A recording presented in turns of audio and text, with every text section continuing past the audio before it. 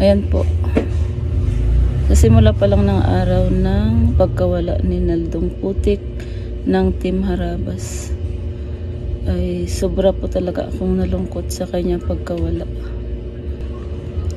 Hanggang ngayon po, araw ng Sabado ay ito po yung araw ng kanyang libing. Talagang nasaktan po ako sa pagkawala niya. Kasi po ay talagang idol ko po siya. Sa aking pagtatrabaho dito sa tindahan ko, habang ako ay walang ginagawa, ayan, nanonood po ako ng video ng Team Harabas. Kaya hindi ko po alam ang aking gagawin, kasi nga wala na si Naldo sa kanilang team. Talagang mamimiss ko po siya. Talagang nalungkot po ako sa pagkawala niya.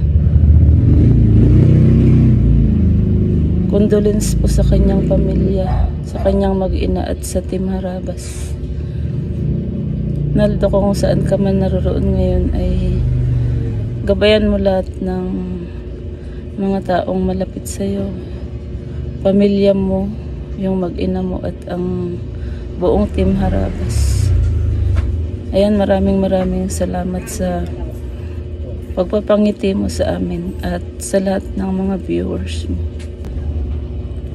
Kanina po ay pinanood ko po yung message ng bawat isa sa kanyang grupo. Talagang grabe po ang tulo ng luha.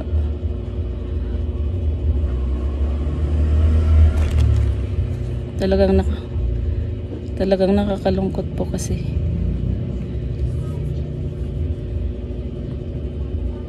Halos buong linggo po ako talagang sinaldo yung iniisip ko.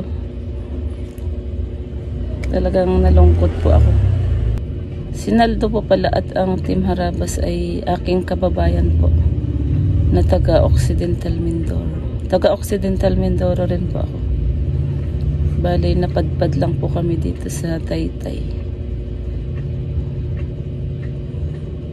Kung malapit lang po sana at kung may budget sana, ay gusto ko sanang makipaglibing. Kaya lang alam na yan ni Naldo. Mauunawaan na ni Naldo yung mga ganyang hangarin. Ayan, paalam Naldo. Paalam Naldong Putik, hindi ka namin makakalimutan.